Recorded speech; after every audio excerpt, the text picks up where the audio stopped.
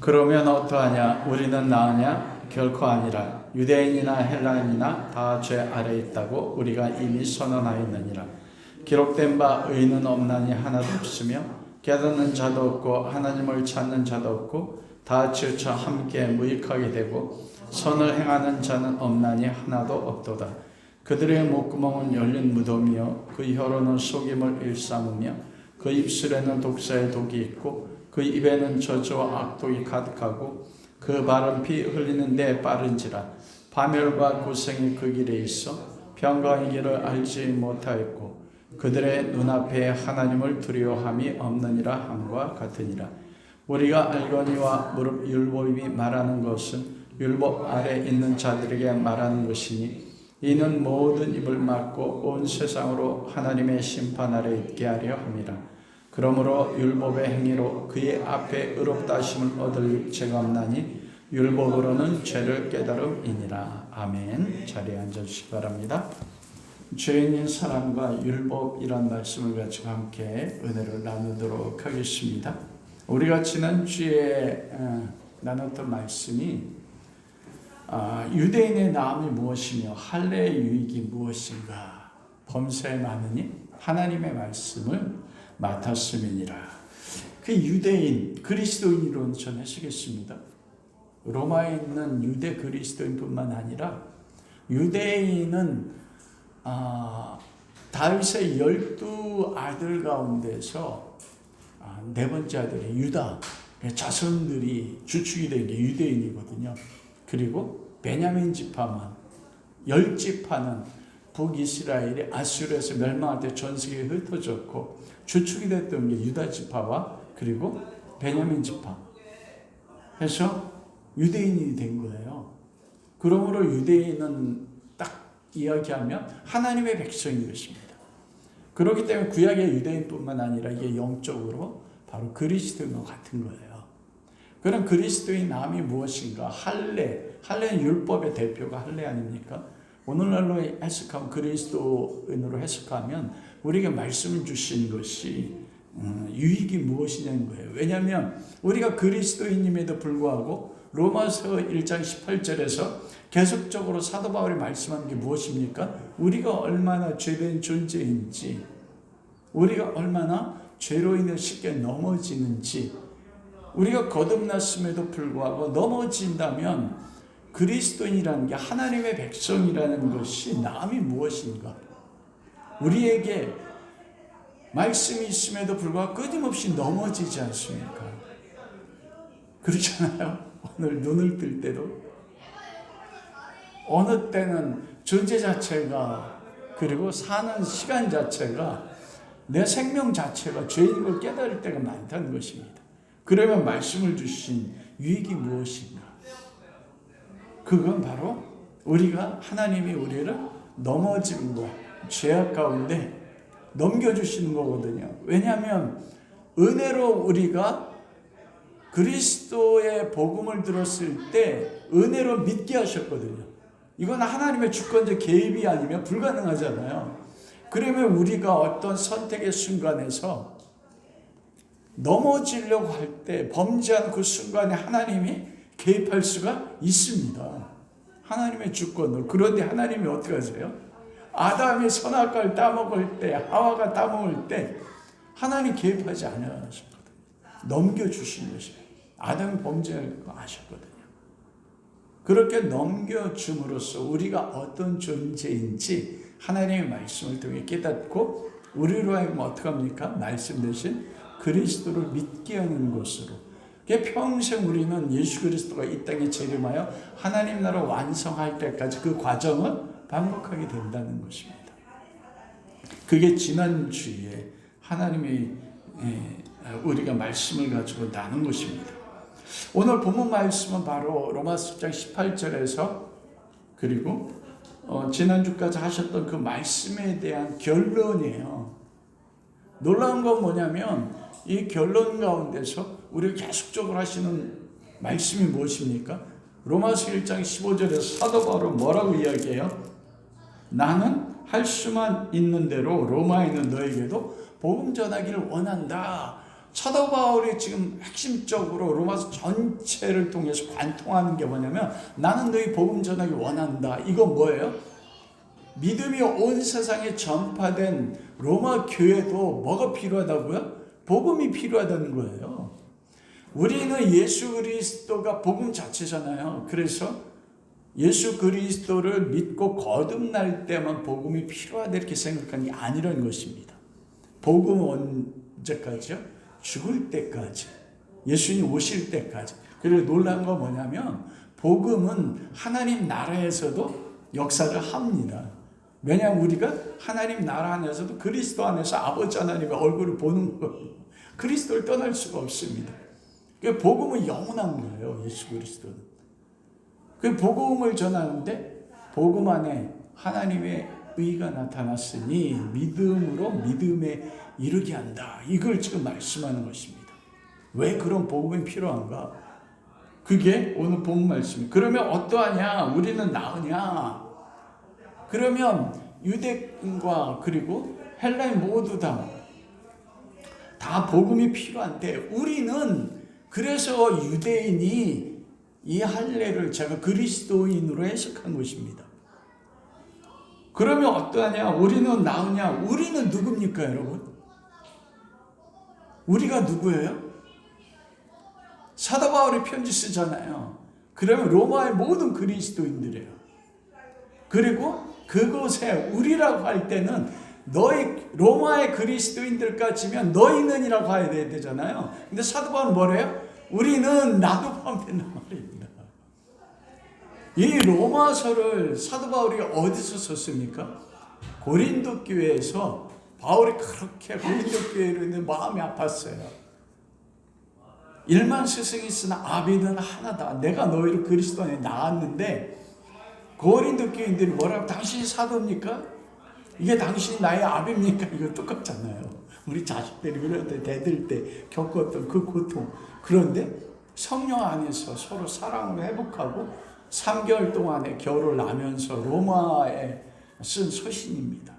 우리는 할 때 사도 바울만 있는 게 아니거든요. 사도 바울은 전도 팀으로 움직였습니다. 때로는 디모데하고 가장, 그러나 언제나 함께 했던 사람이 누구예요? 의사 누가요. 누가는 언제나 함께 했어요. 그리고 많을 때는 6명, 많을 때 8명 이렇게 전도 팀으로 했거든요. 우리는 할 때는 바로 그 팀, 그리고 더 넓게는 고린도 교회까지 포함돼요. 로마 교회까지. 그러면 우리는 누굽니까? 모든 거듭난 그리스도인들도 포함되는 겁니다. 그런데 뭐래? 우리는 어떠하냐? 우리는 나으냐?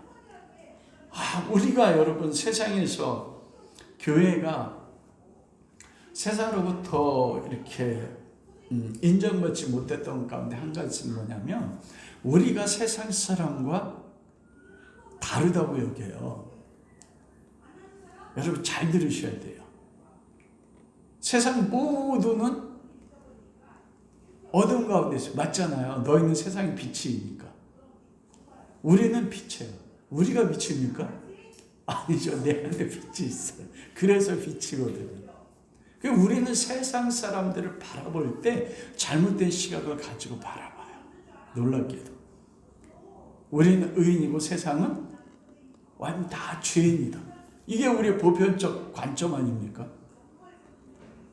그래서 우리는 세상 사람들이 한 생명이 천하보다 귀중하다고 하잖아요. 그런데 한 생명이 천하보다 귀중하다는 이 말을 언제 씁니까? 보통은요, 전도할 때 써요. 왜냐하면 구원해야 되니까.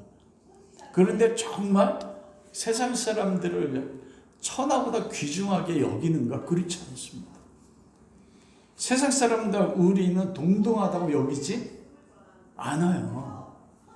어떤 면으로는 영적으로 깊이들은 맞아요. 그런데 놀랍게도 사도 바울은 오늘 본문에서 뭐라고 얘기합니까? 그러면 어떠하냐? 우리는 나으냐? 결코 아니다. 유대인이나 헬라인이나 다 죄 아래 있다. 이게 놀라운 것입니다. 우리가 이 세계관을 가지고 세상 사람들을 바라보지 못해요. 우리가 가지는 가장 큰 아픔은 뭐냐면 우리가 예수 그리스도 안에서 거듭났기 때문에 나는 의인이에요. 맞아요. 그런데 의인은 맞는데 동시에 또 뭡니까? 죄인이에요. 근데 실상은 의인이라고 하는 것이 아니라 의롭다 칭함을 받은 거예요. 하나님이 우리 안에 있는 그리스도로 하면 너 내가 의롭다 인정해 줄게. 그러나 실상은 어때요? 우리가 유대인이나 이방인이나 그리스도를 믿는 사람이나 그리스도를 믿지 않는 사람이나 본질상 죄된 모습은 같다는 겁니다. 여러분, 왜 우리가 교회 안에서뿐만 아니라 세상 가운데서 그리고 가정 안에서도 모든 분열의 원인이 이걸 몰라요. 왜 그 로마서 2장 1절에서 그러므로 남을 판단하는 사람아, 이 판단이 어디로부터 나와요? 다른 것부터 나오거든요. 내가 유대인으로서 그리스도인으로서 비그리스도인과 난 다른 존재야. 나는 천국 가도록 선택받았어. 맞아요. 저들은 지옥에 갈 거야. 이게 여러분 세상을 바라본 그리스도인의 시각입니까? 한 생명이 천하보다 귀중하다면 그렇게 바라보지 못하는 거예요. 사도 바울이 그랬거든요. 유대인이나 헬라인이나 우리는 다 죄 아래 있다. 이게 뭐냐면 하나님 앞에 공평해요. 죄인이라는 데 있어서. 정말 내가 죄인이라는 것, 하나님 앞에 그리스도를 믿음으로 의롭다 칭함을 받았지만 존재 자체는 사도 바울 로마서 7장에서 그러잖아요. 내가 선을 행하려고 하나 내 안에 또 다른 법이 있어 나를 죄악 가운데 이끌어 나를 보는도다. 그러면서 뭐라고 고백해요? 오라 나는 곤고한 자라도 이 사망의 몸에서 누가 나를 건져내리라. 여러분, 우리가 이런 관점을 나를 보는 성경적 시각을 가지고 있다면 남을 판단한 판단이 나오겠습니까? 안 나오겠습니까? 안 나옵니다. 결코 그게 나올 수가 없어요. 교회가 세상으로부터 멸시받고 손가락질 받는데 이거예요. 우리는 분명히 달라요. 하나님의 자녀고 세상은 하나님의 자녀가 아닙니다. 그런데 내가 세상에서 하나님의 자녀가 된 건 뭐예요? 내가 지금 도덕적으로나 하나님의 말씀적으로 의인이기 때문에 자녀가 된 게 아니에요. 그리스도가 완전하게 의를 이루어서 그리스도의 의가 나에게 전가가 돼서 그리스도가 나를 덮음으로써 나는 지금도 죄된 존재로 살아갔는데 하나님이 덮어줬다고 했잖아요. 그리스도의 보혈의 의가 그걸 통해서 너는 의롭다 내 인정해 줄게. 그러나 본질상 우리는 죄인이라는 겁니다. 다 그리스도인으로 거듭났음에도 불구하고 죄 권세 아래, 죄 아래 있다고 사도 바울이 말씀하는 거예요.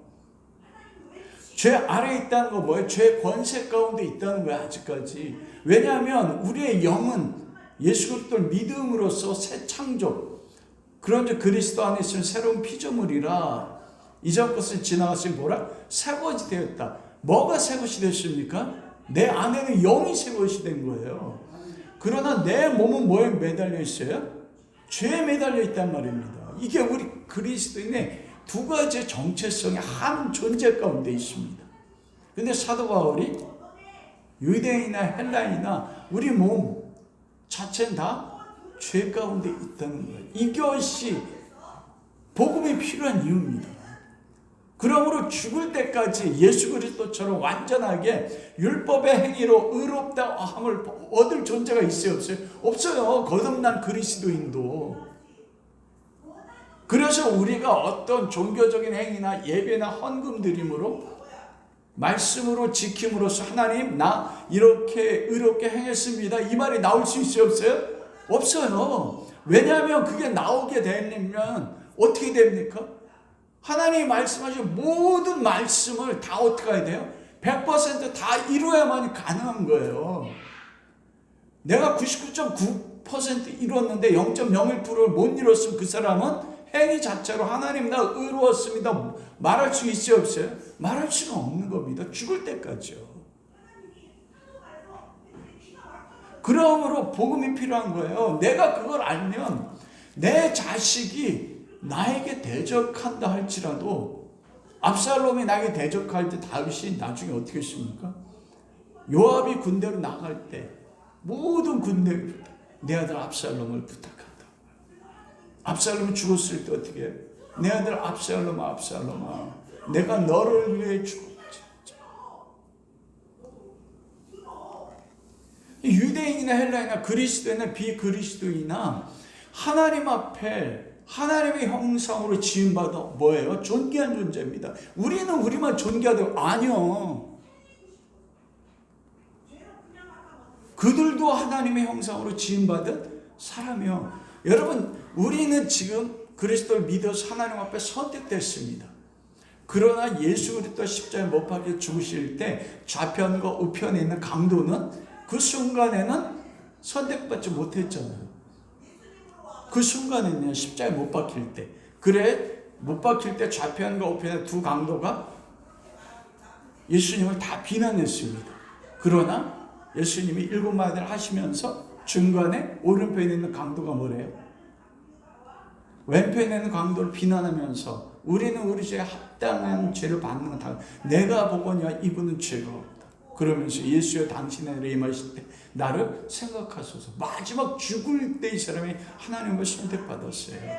그러면 세상에 있는 모든 사람들은 다 죽기 전까지 뭐예요? 선택받을 기회가 있는 겁니다. 누가 하나님의 자녀인지 하나님의 자녀 우리는 알아요 몰라요? 몰라요. 그러면 하나님 앞에 그리스도이나 비그리스도이나 뭐예요? 다 존귀해요.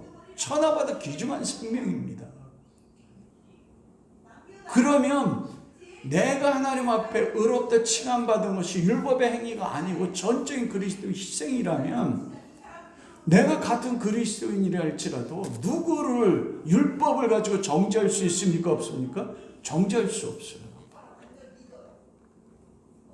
그래서 바울이 오늘 본문 말씀 속에서 기록된 바 왜 헬라인이나 유대인이나 다 똑같냐? 그리스도인이나 비그리스도인이나 거듭났음에도 불구하고 우리가 죄의 몸에 매달려 있어요. 그러나 거듭나지 못한 그리스도는 본성 자체가 죄인인 것입니다. 10절로부터 다 죄의 권세 아래 있는 것을 18절까지 두 가지를 통해서 사도 바울이 죄의 존재성을 말씀을 통해서 이야기합니다. 거기 보면 10절 기록된 바 여기 10절부터 18절의 이 모든 말씀들은 시편에 나온 말씀들, 성경에 나온 모든 말씀을 기반으로 해서 시편과 이사야서의 말씀을 통해서 인간 존재 자체가 유대인이나 헬라인이나 그리스도 안에서 하나님의 백성이나 하나님의 백성 밖에 있는 사람들조차도 이 죄성을 가지고 있다는 겁니다. 그래서 10절부터 12절까지의 말씀은 뭐냐면 죄 아래에 있는 인간의 상태예요. 어떤 상태에 도달해 있나. 그 첫 번째가 10절에 의인은 없나니 하나도 없다. 여기서 보면 의인이 없다고 하잖아요. 여러분 우리가 세상적으로 살아갈 때 세상은 의인의 기준을 무엇으로 얘기합니까? 우리가 잘 아는 것처럼 일본에서 제 이름을 기억 못하는데 도쿄에서 지하철에서 떨어진 그 사람을 구하러 갔다가 같이 죽어요. 그래서 지금도 그 도쿄 지하철에 가면 의인인 한국인 이름이 나오거든요. 윤봉길 의사는 의인이라고 하잖아요. 세상의 의인은 뭐냐면 사람에게 본이 되는 모든 사람들이 인정하는 의로운 모습을 가지고 의인입니다. 놀라운 건 뭐냐면 그런 세상의 도덕적 기준으로 의인으로 따지면 너무나 많습니다. 그래서 왜 십자가의 복음을 증거하면 사람들이 왜 내가 죄인이야? 나는 법 없이도 살 수 있는데 우리 교회도 법 없이 사는 무법 방무법 법도 없이 사신다요. 방법 없이 사는 별명이 그만큼 선하세요. 그런데 성경 의인은 없고 하나도 없답니다. 이 의라는 성경에서 말씀하는 의는 무엇입니까? 도덕적 관계 선함의 의가 아니에요. 왜냐하면 100%다 99% 의로워도 하나님 앞에서 의는 없거든요. 왜냐하면 의의 기준은 10계명으로 하나님이 언약했잖아요. 첫 번째, 네 번째 하나님과 관계, 다섯 번째에서 열 번째 사랑과 관계인데 9가지를 다 통과해도 통과 못한 한 가지가 있습니다. 그게 뭡니까? 10가지 마음입니다. 내 이웃의 아내를 탐내거나 내 이웃의 여종을 탐내거나 내 이웃의 어떤 것을 탐내는 것은 뭐라고요? 죄거든요. 예수님은 율법을 완성하러 왔을 때 뭐라고 했습니까? 마음에 다른 여자를 품어도 그건 간음이라고 했어요. 그건 죄입니다. 살인이 뭐라고 했어요? 미워하는 게 살인이에요. 와, 미워하는 게 살인하니까 우리가 얼마나 부부간에도 얼마나 내가 살인을 많이 지은지 몰라요. 그래서 의는 없습니다. 의라는 것은 하나님과 나의 관계성 속에서 하나님이 정하신 하나님의 성품, 하나님의 기준에 완벽하게 일치되는 것만이 뭐예요? 그것만이 의예요. 하나님과 관계에서 벗어나는 것, 그리고 인간과 인간관계에서 율법에서 말하는 마음조차도 벗어나면 그건 뭐예요? 의인이 아닌 것입니다. 그래서 모든 사람이 의인 없나니 하나도 없어요. 우리 그리스도인이 거듭났습니다. 여러분 미워해요? 미워하지 않아요? 지금도 미워하는 사람 있어요? 없어요? 아니, 솔직히 얘기해봐요. 용서 못한 사람이 있습니다. 누구만 보면 그냥 이유 없이 화나 그냥. 그래서 의인이 없습니다. 하나도 없어요. 의의 관계는 하나님과 인간의 관계, 그 안에서 인간과 인간관계입니다. 이게 완벽할 때만 의인이에요. 그래서 의인은 없나니 하나도 없다. 이게 인간의 자연인 인간, 거듭난 그리스도인도 그래서 의인이 없네. 하나도. 우리는 나으냐? 결코 그렇지 않다는 겁니다. 깨닫는 자도 없고 하나님을 찾는 자도 없다. 이것은 뭐냐면 하나님에 대해서 완전하게 깨닫고 이해하는 사람이 있는 거예요. 아니요. 하나님은 우리가 찬양이자 광대하시잖아요. 무한하세요. 여러분 천국에 가면 제가 한번 말씀드렸잖아요. 우리 사무엘이 제주도에서 같이 지내 열방대학 가는데 제주도에 그 대안학교 열방대에 다녔잖아요. 하루는 아빠 천국에 가면 심심할 것 같아. 매일 반복된다면 어떻게 천국이 심심하지 않아? 그래서 그날 석양에 제주도 석양 너무 아름답습니다. 사무엘은 어제 석양 봤지? 근데 오늘 봤는데 이뻐 안 이뻐? 너 지루해 지루하지 않아? 지루하지 않아? 천국도 마찬가지입니다. 천국이 천국인 건 뭐냐면 하나님 무한하게 광대하십니다.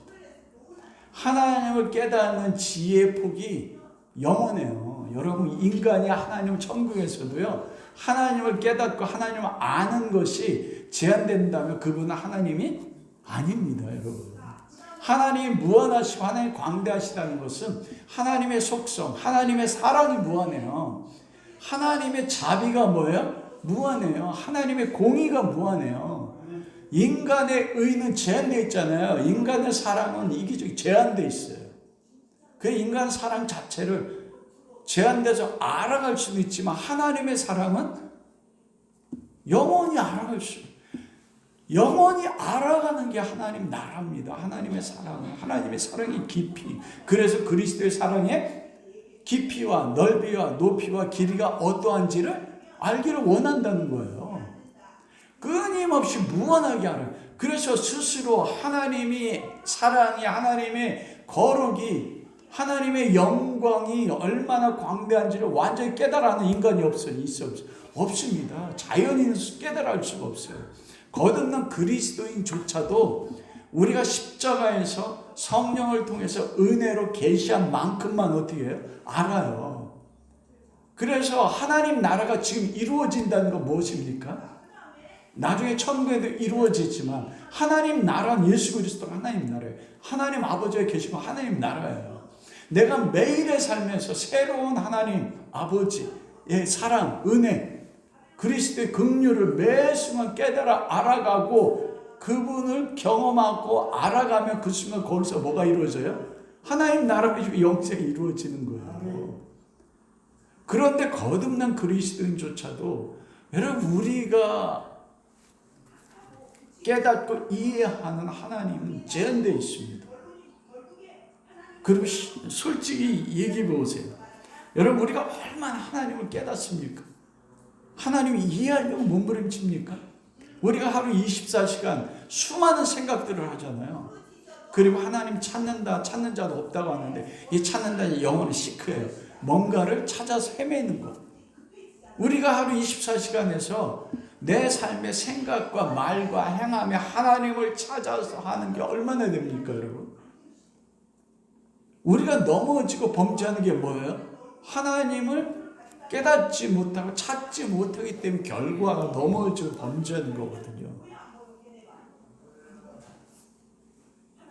하나님을 깨닫고 하나님을 찾는 자도 없어요. 내가 모든 하루 24시간에서 내 삶을 움직이는 게 하나님을 찾는 것으로 움직이는 게 얼마나 됩니까? 와, 이 말씀 묵상하다 보니까 하루 24시간을 10분으로 쪼개서 나의 삶을 보면 내가 하나님 찾는 것이 얼마나 되는지 없어요. 아예 세상 밖의 비그리스도인들은 그리스도 자체도 모르니까 하나님 자체를 모르니까 이 사람도 하나님을 깨닫지도 못하고 찾지도 못해. 우리는 거듭났음에도 불구하고 그래요. 그게 우리의 죄 아래 처해 있는 상태입니다. 여러분 욥이 가장 고통스러웠던 게 뭐냐면 자기의 재산이 무너진 게 아니에요. 자식이 죽은 것도 아닙니다. 그리고 내 몸은 병든 것도 아니에요. 아내가 나를 하나님 저주하 죽으라 아내가 떠난 것도 아니었어요. 그것도 고통이었지만 욥이 욥기서 고백하잖아요. 하나님 내 앞에 계시나 볼 수 없고 내 우편에 말고 들을 수 없다는 거예요. 여러분 우리가 신앙의 가장 고통스러운 게 뭡니까? 하나님이 존재하시는데 이 성경 말씀이 있는데 성경 말씀 읽어도 하나님을 깨닫지 못하고 하나님이 찾아지지 못하는 고통이에요. 그게 우리 존재입니다. 가장 큰 복은 뭐냐면 하나님에 대한 갈망입니다. 하나님 아는 것. 그래서 시편 42편에 보면 목마른 사슴이 시냇물을 찾아 헤매듯 내 영혼의 주를 찾기에 갈망. 이게 얼마나 복된 모습인지 몰라요. 와, 내가 그렇게 목마른 사슴이 시냇물을 찾아 헤매듯 하나님을 얼마나 찾고 있는가. 나는 지금 뭘 찾고 있어요? 내 생존을 위해서 하루 24시간을 다 쪼개보면 내가 찾고 행동하고 추구하는 모든 것이 뭐에 귀결돼요? 내 생존이고 나예요. 이게 우리 존재입니다. 그래서 우리는 나오냐? 아니.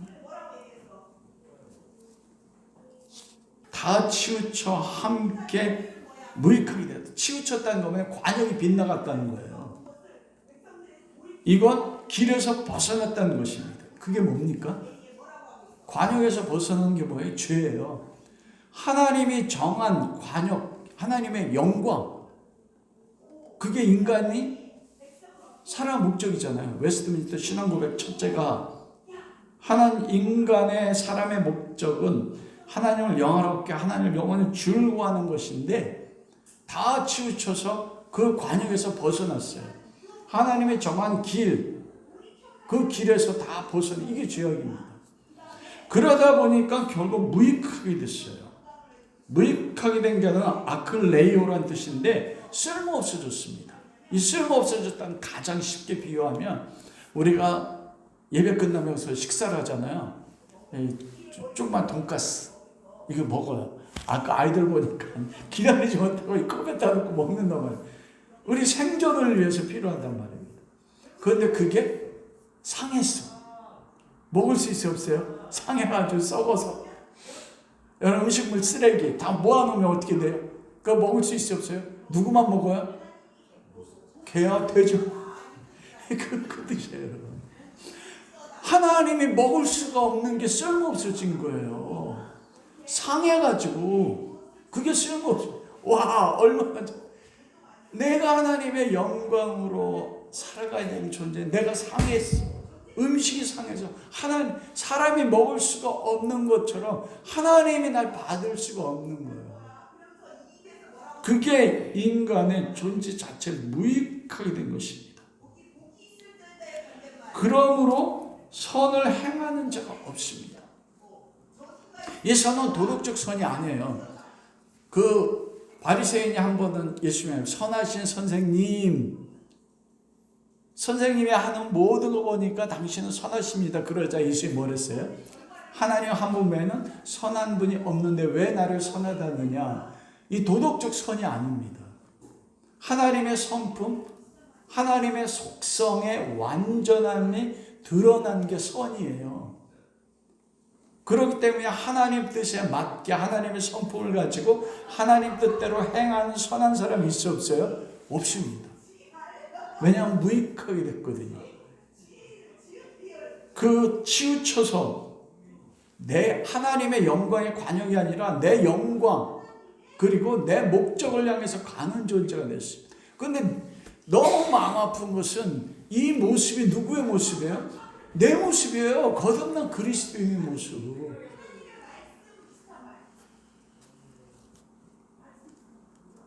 그게 인간의 그 유대인이나 헬라인이나 이게 죄된 인간의 상태입니다. 이게 우리의 상태예요.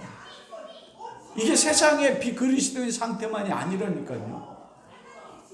그리고 13절에 18절 말씀 그런 죄된 상태에서 나오는 구체적인 죄된 의인이 아닌 죄인의 행입니다. 두 가지로 나와요. 첫 번째 뭐예요? 말입니다. 입에서 나오는 말과 그 말에 따라서 나오는 행함입니다. 그 입이 뭐예요? 그들의 목구멍은 열린 무덤이에요. 혀로는 속임을 찾고 그 입술은 독새의 독이고 그 입에는 저주 악도 가득하고. 여러분의 이게 이해가 잘 안 되지 않습니까? 와, 내 열린 입이 무덤이래. 무덤이라는 건 뭐예요? 그 안에 썩어져 있는 존재는 시체가 있는. 무덤에서 썩은 시신에서 나는 냄새, 만물. 왜 그러냐면 말은 어디부터 나옵니까? 생각, 마음에서부터 나와요. 그런데 성경에서 뭐라고 했어요? 사도 바울이 만물보다 심히 부패한 썩은 게 사람의 마음이라고. 우리 영은 거듭나서 깨끗합니다. 이 마음은 뭐냐? 혼의 존재예요. 인간은 영과 혼과 육으로 되어 있습니다. 우리가 예수 그리스도 세상의 자연인들은 영은 죽었어요. 혼과 육만이 존재합니다. 그래서 혼적 존재는 하나님을 인식할 수가 있어 없어요? 인식할 수가 없어서 의인은 없어요. 비그리스도인들은. 근데 우리는 영은 성령을 통해서 거듭나 새 창조가 돼서 영의 속사람이 살았습니다. 그런데 우리 마음은 그 몸은 뭐에 지배당하고 있어요? 죄에 지배당하고 있어요. 그래서 우리 안에 속사람이 내가 선을 행하라 내 안에 또 다른 법이 있는데 이게 뭐예요? 만물보다 심히 부패한 혼적 존재 마음입니다. 거듭난 그리스도인들임에도 불구하고 성령을 통해서 로마서 8장에 가면 성령의 이끌림 받을 때 혼도 성령 안에서 거기서 나오게 되는데 그게 안 될 때는 뭐냐면 내 입은 뭐예요? 열린 무덤인 거예요. 왜냐하면 만물보다 심히 부패한 썩어져 있는 것 생각 속에서 마음 속에서 나오다 보니까 거기로부터 나오는 것이 뭐예요? 썩은 것만 나와요. 내 중심적. 혀에는 속임을 베풀고, 이건 뭐냐면 로마서에서 3장 4절에 그러죠. 그럴 수 없느니라. 사람은 다 뭐라고 했어요? 거짓대요. 거짓이라는 것은 거짓말한다는 게 아닙니다, 여러분. 다른 사람을 위로하는 말이 얼마나 많습니까? 그런데 여기서 속임을 베푼다니, 속임은 거짓이란 뜻인데 뭐에 반해서 거짓이에요? 참된 진리가 그 안에 없습니다. 진리는 누구만 진리입니까? 그리스도만 진리, 하나님만이 진리예요. 그리스도 밖에 있는 세상에 모든 가장 도덕적이라는 사람이 다른 사람을 세워주는 것도 그가 위로를 받아요. 그러나 그 말은 속임입니다. 왜 그래요? 그 사람들의 말이 죽어진 영혼을 살립니까? 죽입니까? 죽여요. 살리지 못해요. 영혼은 살리지 못해요. 왜냐하면 그 사람의 위로로 상처가 치유됐지만 그리스도 안에 있는 진리가 참됨이 없기 때문에 그 영혼은 나중에 죽으면 어떻게 돼요? 영혼은 멸망으로 가요. 사망이란 말입니다. 그래서 그 입은 뭐라고요? 그 혀에는 속임을 베푼단 말이에요.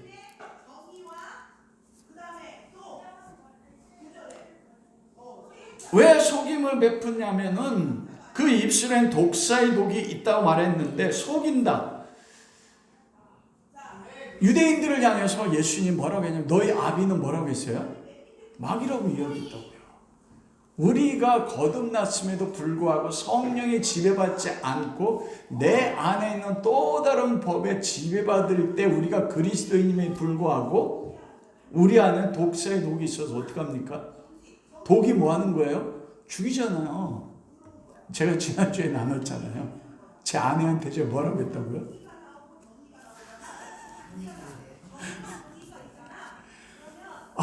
제가 그 말하면 제 아내가 그 말 듣고 말을 못했어요. 그게 뭡니까? 제가 말이 독사의 독이 뭐예요? 죽이는 거예요. 여러분, 그 모세가 왜 가나안 땅에 못 들어갔습니까? 혈기로 인해서 이 패역한 족속가 그러면서 지팡이로 가지고 바위를 2번이나 내리쳤어요. 물이 났을 때 너는 나를 영화롭게 하지 못한다.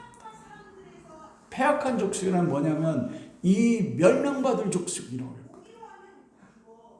그래서 하나님이 네가 뭔데 내가 이 백성이 멸망받을 족속인 거 모르는 줄 아니? 그러나 내 아들의 죽음을 통해서 내가 의롭됐어. 그런데 모세는 혈기에 따라 그 말로 어떻게 합니까? 이스라엘 백성을 독세국으로 죽인 거예요, 여러분. 모세가 어떤 사람입니까? 하나님의 영광을 봤어요. 우리가 가정 안에서나 인간관계에서 그리스도인임에도 교회 안에 왜 분열이 있습니까? 왜 여기서 로마 교회가 유대인 그리스도인과 이방인 그리스도인들이 왜 그래요? 이거 아닙니까? 내 중심적으로 하는 말, 내가 참다가 모세처럼 이 폐역한 놈아 해가지고 그 말로 내 자식을 죽여요. 내 아내를 목사님 쳐버리더라고. 저 그런 존재지. 저 괜찮은 사람이거든요. 근데 우리가 가정에서도 자녀들이나 부부관계에서도 그렇지 않습니까? 내 말로 뭐예요? 죽여요. 참. 마귀는 거짓말, 진리가 아닌 거짓말로 죽였습니다. 세상 사람들은 너희 아비 마귀니까 그 자체가 모든 속임이에요. 아무리 선한 말이 나와도 사랑을 세워줘도 결국은 왜냐하면 마귀가 속에 그거잖아요. 먹어도 죽지 않아. 사람들에게 그리스도밖에 세상에 도덕적으로나 그리고 그리스도밖에 모든 종교가 사람을 세우는 건 똑같습니다. 먹어도 죽지 않아. 육체는 죽지 않고 세상에 살 때는 그들의 상처가 치유되고 세상의 기준으로는 잘 살아요. 잘 살지 않습니까? 불교인 중에서 타 종교 가운데도 여러분 도덕적으로나 다른 사람을 구제하고 내 것을 다 전부로 내주는 많은 사람들이 있습니다. 그런데 마귀는 그걸 보고 너 살아 죽지 않아. 그러나 마지막은 뭐예요? 죽어요. 그게 다 거짓이에요. 근데 우리가 문제는 내 입술 속에 독사의 독이 있어서 다른 사람 죽이는 것입니다. 말로 자녀를 죽여요. 인간의 어떤 말로도 사람에게는 율법에 많은 생명을 주지 않습니다. 우리가 다른 사람을 정죄할 때 기독교인들이 독사의 독으로 나오는 것 가운데 한 가지가 그냥 저처럼 그렇게 그런 말뿐만 아니고 율법을 가지고 너 이 새끼야 어떻게 해? 부모를 공경하라고 했는데 너 그럴 수 있어. 이걸 가지고 우리 자녀들 판단하지 않습니까? 여러분 율법으로 생명을 줄 수 있어요 없어요? 아니에요. 율법은 죽여요. 좀 이따 나누겠지만 내 아내나 내 남편을 판단할 때도 뭘 가지고 판단해요? 율법을 가지고 판단하잖아요. 그래서 그게 독사의 독이에요. 율법에는 생명을 살리는 기능이 없어요.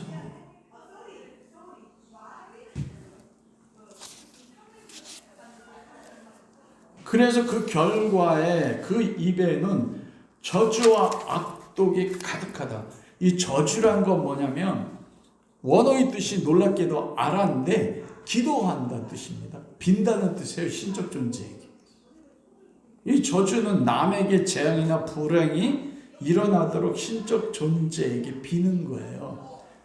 우리가 하나님을 믿는 믿음으로 우리의 가족들에게 복을 빌다가 내 안에서 혈기를 통해서 독사의 독이 나올 때 그게 뭐가 된다고요? 저주가 돼요. 악독이 가득하다는 것은 꿰뚫는 독입니다. 칼처럼 영혼을 찔러 쪼개요. 그 입에는. 이게 우리의 모습이잖아요. 그래서 완전하게 다 모든 것을 부셔버립니다. 두 번째 행함은 그 발. 그 발은 피 흘리는데 빠르다. 이 피 흘린다는 것은 살인한다는 게 아닙니다. 죄악의 길에 행하면 그 죄가 나를 죽입니다. 죄악의 길로 행함으로써 나만 죽이는 게 아니고 뭐예요? 다른 사람까지 죽여요. 제가 가장이잖아요. 제가 죄의 길로 행하지 않고 다른 길로 가면 나의 죄된 선택의 한순간에 나의 선택에 따라서 내가 속한 가족의 공동체 전체가 어떻게 돼요? 피를 흘리게 돼요. 무너져 내립니다. 와, 이게 그리스도인들이 겪는 고통의 아픔이에요. 한 지도자가 여러분이 히틀러가 유대인을 죽이는 신학적 근거를 어디서 찾았는 줄 아십니까? 마틴 루터입니다. 마틴 루터가 복음을 경험하고 유대인들에게 예수를 믿게 했어요. 그러면 모든 유대인들은 그리스도 절대 안 믿습니다. 그러자 루터가 모든 유대인들은 버림받은 존재야. 거기서 히틀러가 유대인 600만 명을 죽인 신학적인 정당 근거를 찾았어요. 그래서 유대인이 마틴 루터 가장 저주합니다. 기독교 안 받아들여요. 한 지도자의 잘못된 선택에 하나님의 길로 가는 발이 아님으로써 600만 2차 대전이라는 그 피를 흘리는데 빠른 거예요. 와, 이게 기독교인의 아픔입니다, 여러분. 오늘날 한국교회 지도자, 영적 지도자들도 그런 위험성을 가지고 있다니까요. 여러분, 히틀러가 2차 대전을 일으켜서 유대인들 죽일 때 루터 교회 다 옳다고 했어요. 보네퍼 목사님만 불의하다고 해서 반대해가지고 이거는 미친놈이 차를 운전해서 사람을 죽이려고 하니까 이 미친놈 운전자를 어떻게 해야 돼요? 강제로 끌어내려야 된다. 보네퍼 목사 많은 사람을 살리기 위해서. 그래서 히틀러 암살을 모의했다가 버네포 목사님이 나중에 사형당하고 죽습니다. 루터교회 모든 목사님들이 다 2차 대전 유대인 죽이는 거 찬성했어요. 그게 기독교인입니다, 여러분. 거듭난 하나님 백성들이에요. 그 발이 피 흘리는데 빨라요. 왜냐하면 깨닫죠. 하나님을 찾지 못하니까. 그냥 파멸과 고생이 그 길에 있다. 이 파멸이라는 것은 상천에서 산산조각 나는 거예요.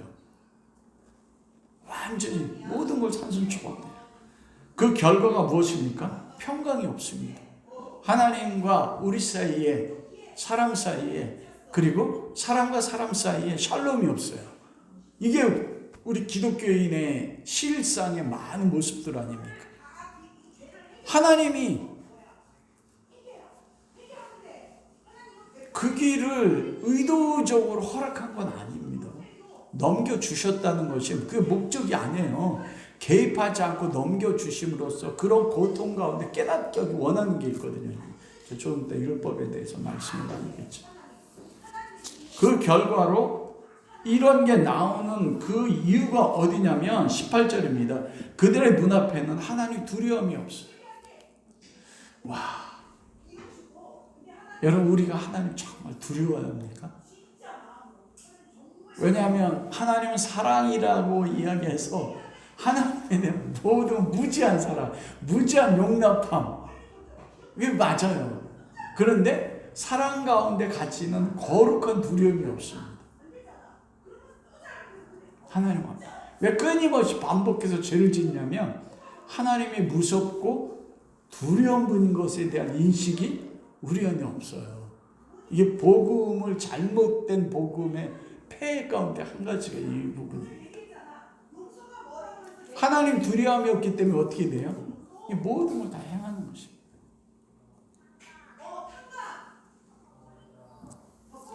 그 결론이 어떻게 돼야 돼요? 제가 복음을 만난 게 이 24살 때 로마서 이 3장 이 10절부터입니다. 저 모태 신앙이었어요. 근데 이 말씀이 저에게 칼로 다가왔었을 때 저 그때까지 괜찮게 살았어요. 어머니가 헌금 준 거 삑당해가지고 사오는 적이 있었지만 저도 율법 그 세상의 법으로 법적인 죄 지은 건 없어요. 그런데 이 말씀을 하실 때 내 존재 자체가 이 존재를 알았어요. 와, 제가 몇 년 동안 이 죄됨 때문에 하나님 앞에 갈 때마다 울고 통곡한 것밖에 없었어요. 근데 그게 사도 바울 아닙니까? 로마서 7장에 24절에 사도 바울 고백하죠. 오라 나는 곤고한 사람이로다. 이 사망의 몸에서 누가 나를 건져내냐. 여러분 이게 복 있는 모습입니다. 유대인이나 헬라인이나 죄 아래 있다는 거 다 동등해요. 그러면 거기서 끝나면 어떻게 됩니까? 마지막 19절에서 20절 말씀에 있어서 율법의 목적이 유대인과 헬라인에게 역사하는 것이 다르다는 것입니다. 우리가 그리스도인이나 비그리스도인이나 다 죄 아래 있습니다. 그러나 하나님은 3장 1절에 그러잖아요. 유대인의 나음이 뭐고 할례 유익이 무엇이냐? 범사에 많은데 우리에게 뭘 주셨어요? 하나님의 말씀. 처음 출발할 때는 뭐로 나타나요? 율법으로 나타난단 말입니다. 우리에게 율법을 줬어요. 세상 사람들에게 율법이 있어요, 없어요? 없어요. 그들에게는. 그 율법이 주는 게 은혜입니다. 우리에게 말씀을 주신 목적이 뭐냐는 거예요.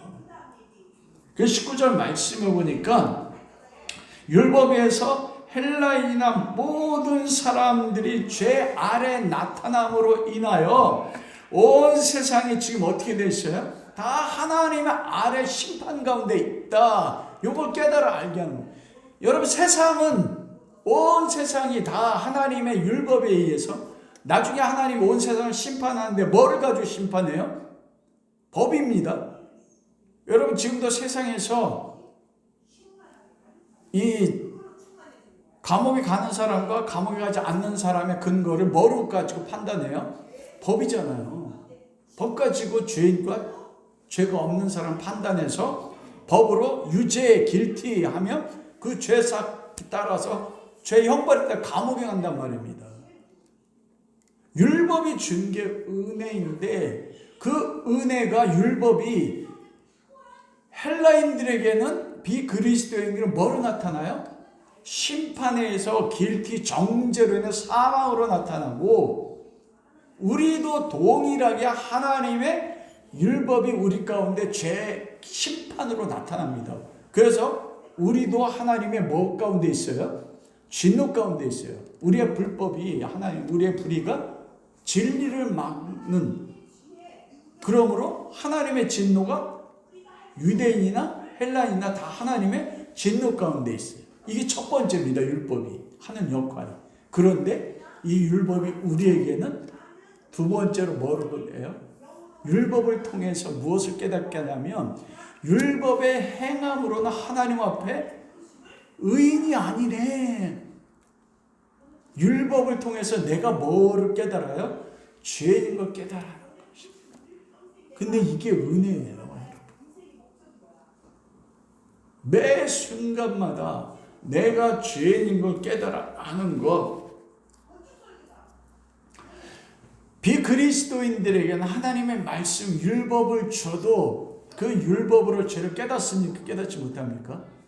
깨닫지 못합니다. 왜냐하면 그들의 영혼은 거듭나지 않았기 때문에 그래요. 우리도 다 죄 아래에 있습니다. 죄 아래에 있지만 하나님 말씀 앞에 설 때마다 성령께서 역사하시지만 그 말씀을 통해서 나는 뭐를 깨달아요? 죄인인 걸 깨달아요. 사도 바울처럼 여러분 우리가 예수님 사랑하지 않습니까? 내 자식 사랑해요. 내 아내 사랑해요.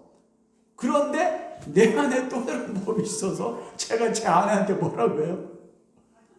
이게 나요. 그걸 통해서 하나님이 넘겨주셔요. 나를 넘겨줌으로써 와 내가 거듭났음에도 불구하고 내가 거듭나서 하나님의 자녀된 것이 내 율법의 행위가 아니네. 내 안에 뭐가 없는 걸 깨달아요? 의가 없네. 내 안에는 가득 찬 게 뭐밖에 없어요? 죄밖에 없네. 그러므로 나를 어디로 이끌어가요? 오라난 곤고한 사람이로다. 이 사망하면서 누가 나를 건져내랴.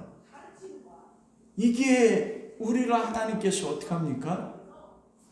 죄를 짓고 범죄로 넘어지는데 개입하지 않는 이유예요. 넘겨줌으로써 네 존재가 뭔지, 내가 얼마나 큰 죄인인지. 여러분 사도 바울이 디모데에게 편지할 때 뭐라고 합니까? 디모데야 내가 죄인 중에 괴수다. 여러분 그때 사도 바울이 무슨 도덕적인 죄를 짓습니까? 그런데 그리스도의 사랑의 넓이와 높이와 깊이와 하나님과 동행하면서 하나님의 거룩을 깨달아 알 때마다 하나님의 영광의 빛이 나를 비출 때마다 내가 존재적으로 죄된 존재, 내 마음의 부패적인 존재 상태가 얼마나 큰지를 어떻게 돼요? 더 깨달아 아는 거예요. 그런데 그게 은혜입니다. 왜 그래요? 죄 많은 곳에 뭐가 있어요? 은혜가 더해지는 거예요. 내가 죄를 깊이 깨달아 알면 알수록 그때 나는 뭐예요? 아, 내 안에 의가 없네. 주님 어떻게 합니까? 이게 베드로가 말씀을 전할 때 3,000명이 선생이여 우리가 어찌할꼬 그 자리까지 그리스도인이 매일 가야 된다니까요. 그게 은혜예요. 여러분 다름이 은혜가 아니에요. 거룩이 뭡니까? 우리는 거룩, 성화를 우리는 도덕적으로 율법적으로 예배를 잘 드리고 헌금을 100% 드리고 구제하고 율법의 말씀대로 살아가면 그러면 그게 성화라고 가르쳐요. 요즘 교회들 그렇지 않습니까? 모든 설교의 결론이 다 뭐예요? 말씀대로 살아. 저 말씀대로 살지 말라는 게 아니에요. 살아야 돼요. 살아야 되는 게 아니고 살게 돼 있다니까요. 내가 사는 게 아니고 내가 죄를 깨달아 오라 난 곤고한 자로다. 나 사망을 했는데 하나님 나 어떡합니까? 나 살려주세요. 그때 내 안에 계신 성령이 그리스도로 하여금 나를 어떻게 해요? 살게 해요. 그래서 사도 바울이 로마서 7장 25절 가오를 감사하리로다. 그리스도 예수로만 이김을 주신 하나님께 감사한다고 하잖아요. 그리스도 예수로 이기게 하는 거예요. 그리스도 예수가 그때 내 안에 살아서 어떻게 돼요? 경건을 이루게 하는 거예요. 성화가 여러분 율법의 말씀을 지키고 내가 율법의 행위로 봉사하고 구제하고 예배 잘 드리고 새벽 기도 드리고 이걸 통해서 우리는 그런 사람 만들잖아요. 지금 교회는 그게 성화라고 하잖아요. 아니요. 또 그렇다고 오목사 그걸 갖췄다 말씀하지 마세요. 성화는 뭐냐면 오라 난 곤고한 자로 이 사망 누가 날 이게 성화예요. 나 예수 아니면 살 수가 없네. 나 같은 죄인이 내가 죄 중에 괴수네. 내 입에 나오는 말에 독사의 독이 있어서 내 아내를 죽이고 내 자식을 죽이는 사람이 나네. 하나님 나 어찌합니까? 여러분 이게 성화예요. 율법 이걸 깨달아. 이걸 깨달아 아는 자. 그게 하나님의 은혜예요. 그래서 하나님이 우리가 범죄하고 넘어질 때 개입하지 않고 어떻게 해요? 넘겨줘요. 그래야지 내가 어떤 존재인지 깨달아. 이게 유대인과 그리스도인이 다 죄 아래 있지만 유대인과 그리스도인이 다른 거예요. 유대인 남이 뭐냐? 할례 유익이 뭐냐? 범죄 많으니 하나님의 말씀을 맡았습니다. 그걸 통해서 내 행함이 아니고 뭘요? 그리스도를 믿는 믿음 안에 우리를 이끌어간다니까. 그래서 사도 바울 로마서에 그런 거예요. 와, 죄가 많은 곳에 은혜가 더 많네. 내가 죄를 깨달으면 깨달을수록 하나님의 은혜가 얼마나 큰지 사랑이 얼마나 큰지를 깨달아 알아요. 그러면 그 사랑이다. 그리스도가 내 안에 사는 것입니다. 말씀을 마치도록 하겠습니다. 여러분 아브라함이 받았던 복이 무엇입니까? 바라크인데 바라크는 뭐냐면 발 앞에 꿇어 엎드려 입 맞추다는 거예요. 우리는 아브라함의 복을 할 때 자손의 복, 땅의 복을 얘기하지만 그건 결과입니다. 아브라함이 주신 복은 뭐냐면 그리스도 예수를 만남으로써 그리스도 예수 안에서 내 존재가 어떤지를 알므로써 나에게 은혜 베푸신 하나님의 사랑이 너무나 커서 그 하나님 앞에 나아가 그리스도 앞에 나아가 그 냄새는 발 앞에 입 맞추는 게 바라크예요. 매 순간 나는 그리스도의 은혜가 아니면 살 수 없습니다. 여러분 성경에 복음서의 가장 대표적인 게 누굽니까? 막달라 마리아 아닙니까? 예수 그리스도의 은혜를 경험해 7 귀신 들리고 창녀했어요. 모든 사람이 부정하다고 해서 율법적으로 성전에 나갈 수 없습니다. 회당에 나갈 수도 없습니다.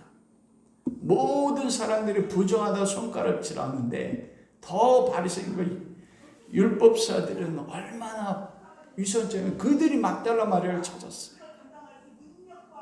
그런데 예수 그리스도가 그 모습 그대로 세리 창녀인 자기 용서해 주셨습니다. 그게 우리에게 주신 하나님의 은혜예요. 그걸 깨달아 알아서 나는 그리스도의 은혜가 아니면 살 수가 없어요. 여러분 다윗이 왜 하나님 마음에 합한 사람입니까? 우리 다윗의 리더십 배우잖아요. 반대 정신. 사울이 창을 들었는데 창 던지지 않았던 반대 정신. 그리고 2번이나 사울을 죽일 기회가 있는데 죽이지 않았던 용서하고. 여러분 그때 누가 높아집니까? 우리 다윗의 리더십 배우자고 하잖아요. 맞아요. 그런데 예수 그리스도는 하나님은 다윗을 어디로 이끌어갔습니까? 바세바의 간음으로 이끌어갔어요. 하나님 마음을 아세요? 우리아를 교사했어요. 요압을 통해서 죽이도록요. 살인교사가 살인죄보다 더 큰 거 아십니까? 사울을 2번 용서할 때, 와, 다윗 같은 사람, 골리앗을 쳐부실 때도 여호와의 이름으로 나아가는 다윗, 나쁘다는 거 아니에요. 여러분, 그때 다윗이 영광받았다니까요. 그런데 우리 안에 밧세바가 간음하고 나서 우리아를 죽이고 살인교사에서 살인죄를 짓고 나단을 통해서 자기의 죄를 깨달아 알았을 때 사람은 다 거짓되되 하나님은 참되시다. 우리가 그랬잖아요. 3장 4절에 주께서 주의 말씀에 의롭다함 얻으시고 판단받으기. 그때 하나님이 다윗의 무너짐을 통해서 예수 그리스도 안에서 그때 하나님의 의로우심을 받은 거예요. 그때 다윗의 삶, 다윗의 존재 자체가 완전히 깨져버렸다니까요. 그 시편 51편은 그러잖아요. 3절에 나는 내 죄가 라오니 내 죄가 항상 내 앞에 있나이다. 내가 죄악 중에 출생하였으며 모친이 죄 중에 나를 잉태할 때 이때 하나님이 영광 받았어요. 이때 그리스도가 필요하거든요. 사울을 죽일 때 어떻게 그리스도가 필요합니다. 여러분 용서하지 말라는 거 아니에요. 오해하지 마세요. 주께서 구하는 자는 상한 심령이라 상하고 통회하는 마음을 주께서 멸시치 아니하시노다. 상한 심령 완전히 깨져버렸어요. 가루가 됐어요. 다윗이 자기의 모든 존재가 가루가 된 거예요. 그때 다윗의 그 무너짐을 통해서 그리스도의 구원이 그리스도의 안에서 아버지 하나님만의 의로움을 통해서 하나님만의 영광 받으신 것입니다. 하나님이 우리를 유대인이나 헬라인이나 다 죄 아래 있지만 우리를 율법을 통해서 그 자리로 이끌어 가는 거예요. 평생 우리가 그러므로 나의 넘어짐을 통해서 내가 얼마나 그리스도 안에서 죄된 존재를 깨달아 알을 통해서 예수 그리스도 안에서 여러분 물이 바다를 덮은 같이 여호와 영광을 인정한 어느 때 세상이 가득합니까? 모든 존재들이 내가 죄인 중에 괴수로 그리스도 이름 앞에 무릎 꿇을 때 나는 예수 그리스도 위에 다른 필요 없습니다. 그때 그 속에서 하나님이 온 세상 가운데 영광 받는 겁니다. 와, 하나님의 지혜와 지식이 얼마나 풍성한지요. 우리의 율법적인 행함을 통해서 하나님 영광 받지 않으세요. 여러분 그것도 오해하지 마세요. 하지 말라는 거 아니에요. 그러나 우리가 철저히 부서질 때 예수 그리스도가 우리 안에 살아남으로써 우리 삶이 어떻게 돼요? 그리스도처럼 하나님의 말씀에 모든 걸 이루시면 그때 영광 받으세요. 그런 자리까지 이끌어가는 주님의 은혜가 우리 모두에게 함께 할 수 있기를 주님의 이름으로 축원합니다.